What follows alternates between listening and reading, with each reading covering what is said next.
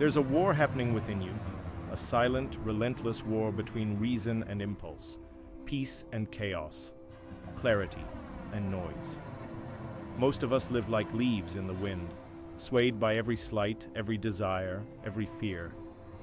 But what if you could step out of that storm? What if, instead of being a slave to emotion, you became its master? This is not just a possibility, it is a practice, and it begins with the ancient, unshakable wisdom of Stoicism. We live in a world of distractions, a world addicted to outrage, consumed by approval, and paralyzed by fear.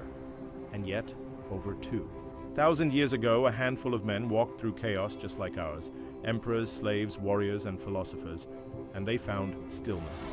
They found power, not in controlling the world, but in mastering themselves. Today, we walk in their footsteps. These 5 daily Stoic practices are not trendy rituals. They are weapons, forged in fire, wielded in silence.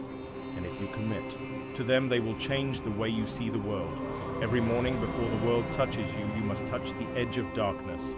Marcus Aurelius, emperor of Rome and philosopher of stillness, wrote in Meditations, "When you wake up in the morning, tell yourself, the people I deal with today will be meddling, ungrateful, arrogant, dishonest." Why? Because expecting life to be fair is a child's fantasy. We rehearse adversity so that it doesn't destroy us. We imagine loss so that we may cherish what we have. We visualize insult, betrayal, misfortune, not to become pessimists, but to become unshakable. This is not negativity. It is mental armor. Seneca, the wealthiest Stoic, dressed in rags and slept on the floor once a month. He fasted. He suffered by choice. Set aside a certain number of days during which you shall be content with the scantiest and cheapest fare. Seneca, Letters to Lucilius.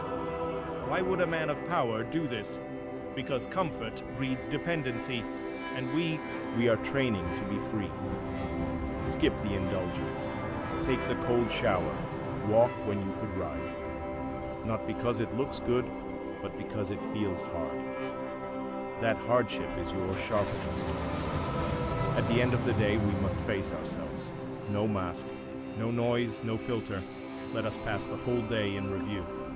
Seneca, ask yourself, what did I do today that was irrational? Where did I let anger win? When did I fail to live according to virtue? This is not guilt. This is refinement.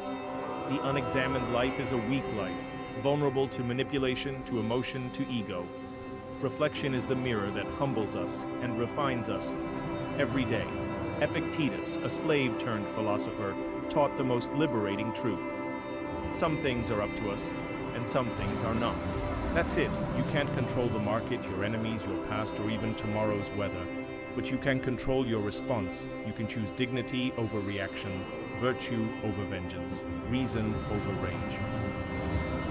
The Stoic doesn't pray for an easy life. He trains for a hard one and rejoices in the test. The final practice is the hardest, not just to accept what happens, but to love it. Friedrich Nietzsche, echoing the Stoics, said, "My formula for greatness in a human being is amor fati, that one wants nothing to be different. When tragedy strikes, when failure arrives, the Stoic whispers, good, not in denial, but in power. This is the ultimate freedom, to align your will with nature's, to look into the abyss and say, this too is for me. We were not born to be ruled by impulse. We were not made to be slaves of circumstance. We are descendants of warriors of the mind, men who tamed chaos with calm, who turned pain into power. So let us rise with purpose. Let us walk through fire with composure. Let us practice daily like Stoics, because the world does not need more opinions. It needs more examples, and we are becoming one.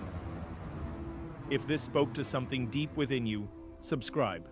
This is just the beginning. Welcome to the Stoic Path.